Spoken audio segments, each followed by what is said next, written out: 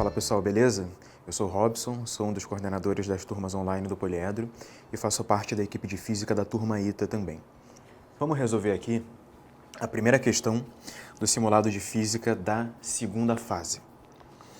A primeira questão fala assim: duas estrelas de massas M1 e M2 descrevem trajetórias elípticas sob a ação exclusiva da atração gravitacional mútua.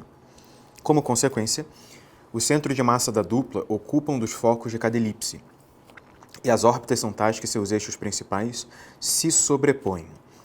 Admita que a órbita descrita por M1 tenha semi-eixo maior A1 e excentricidade E1. Encontre, em função dos parâmetros fornecidos, o maior valor que a energia potencial gravitacional do sistema adquire durante o movimento. Então aqui já está representado uma versão da figura do enunciado que tem M1, o centro de massa do sistema, e M2 alinhados. E para referência, imagina esse eixo aqui bem próximo dessa linha que conecta M1 e M2. Eu apenas separei para ficar mais fácil visualizar. Nós temos dados da órbita 1, mas nós não temos dados da órbita 2. Só que para falar da energia potencial gravitacional do sistema, invariavelmente a gente vai ter que usar alguma distância, entre essas massas, o que vai depender de R2.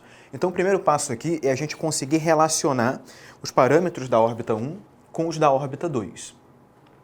O segredo aqui é o CM, porque esse eixo conectando as duas retas tem como origem o centro de massa. Então, se nós construirmos a expressão do centro de massa, ela tem que dar zero. Vamos ver. Vamos ver onde isso vai dar. A gente pode escrever assim: a coordenada do M1 é menos R1 nesse caso. Então,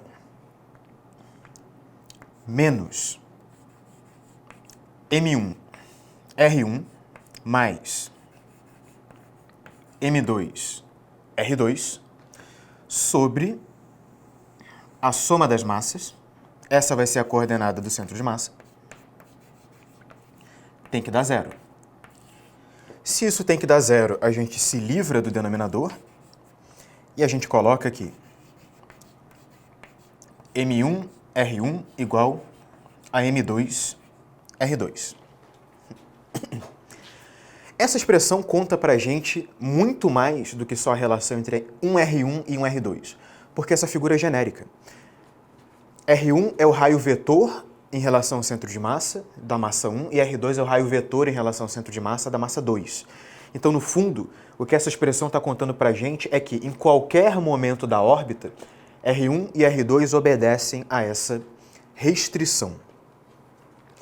Se essa restrição sempre é obedecida, a gente pode, então, encaixar aqui dois pontos bem particulares da órbita, que são o afélio da órbita e o periélio da órbita. Vamos usar uma órbita aqui de exemplo, uma órbita genérica. A distância de afélio a gente normalmente representa por A mais C, só que nós não temos o C nessa questão, temos apenas a excentricidade. Uma outra maneira de escrever, então, em função da excentricidade, é A que multiplica 1 mais excentricidade. E o semi-eixo menor, o que falta do semi-eixo maior é A que multiplica 1 menos E. Se nós usarmos essa notação, a gente pode relacionar as distâncias de afélio e de periélio por meio dessa fórmula. Vamos relacionar as distâncias de afélio primeiro. Então, o que essa fórmula nos conta aqui? M1 que multiplica A1 1 mais E1 tem que ser igual a M2 que multiplica A2 1 mais E2. E se você isola os parâmetros da segunda órbita, A2 1 mais E2 vai ser igual a 1 mais E1 que multiplica M1 sobre M2. E se nós fazemos rigorosamente a mesma coisa para a distância de periélio, M1 A1 1 menos E1 vai ser igual a M2 A2 1 menos E2. O que nos fornece A2, 1 menos E2, sendo igual a 1, 1 menos E1, M1 sobre M2. Nós temos duas equações e duas incógnitas. As incógnitas são A2 e E2. Então, resolvendo esse sistema aqui, vou colocar direto. Resolvendo esse sistema, você vai encontrar o seguinte, que o semi-eixo maior de 2 é igual ao semi-eixo maior de 1, que multiplica M1 sobre M2. E que as excentricidades das duas órbitas são iguais. Isso é tudo que a gente precisa. Porque então, quando formos construir a energia potencial gravitacional, a gente pode raciocinar em cima desses valores. A EPG é sempre um valor negativo e, usando a notação ali do primeiro desenho, ela seria menos G M1, M2 dividido por R1 mais R2. Agora, cuidado. Vamos voltar no comando do enunciado. O enunciado pede o maior valor que a energia potencial gravitacional adquire. Mas a energia potencial gravitacional ela é sempre um número negativo. Então, ela vai ser tão maior quanto mais próxima do zero ela tiver, quanto menos negativa ela for. Para a gente deixar esse número o mais próximo possível do zero, a gente tem que maximizar esse denominador. Como maximizar o denominador? Muito simples. Pegando a posição em que tanto M1 quanto M2 estão no seu respectivo afélio. Ou seja, quando R1 é igual a A1, 1 mais E1, e quando R2 é igual a A2, 1 mais E2. Só que agora nós temos os parâmetros de 2 em função dos parâmetros de 1. Então vamos escrever o seguinte.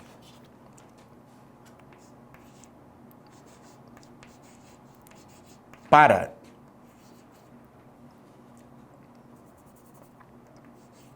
R1 igual a A1,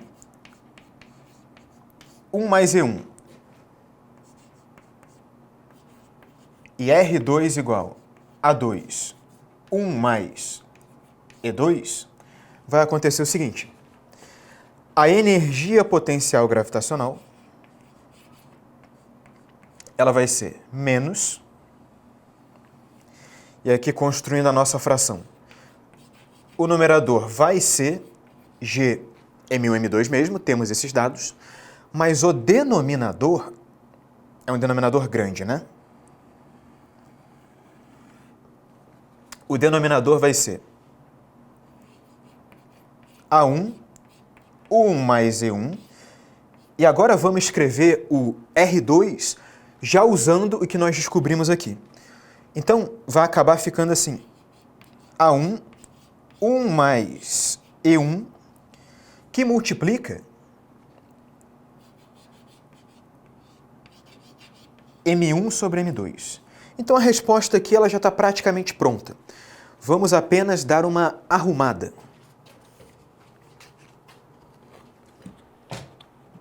Então, reorganizando rapidamente essa expressão, a gente pode multiplicar o numerador e o denominador por M2, e no denominador a gente coloca tudo que dá em evidência. Então, a energia buscada ela vai ser a seguinte. No numerador, G M1, M2 ao quadrado, e no denominador, colocamos A1 que multiplica 1 mais E1 em evidência, e o que vai sobrar para a gente é M1 mais M2. Essa é a maior energia potencial que ocorre na órbita, então essa é a resposta. Espero que vocês tenham gostado, a gente se vê no próximo vídeo. Tchau, tchau.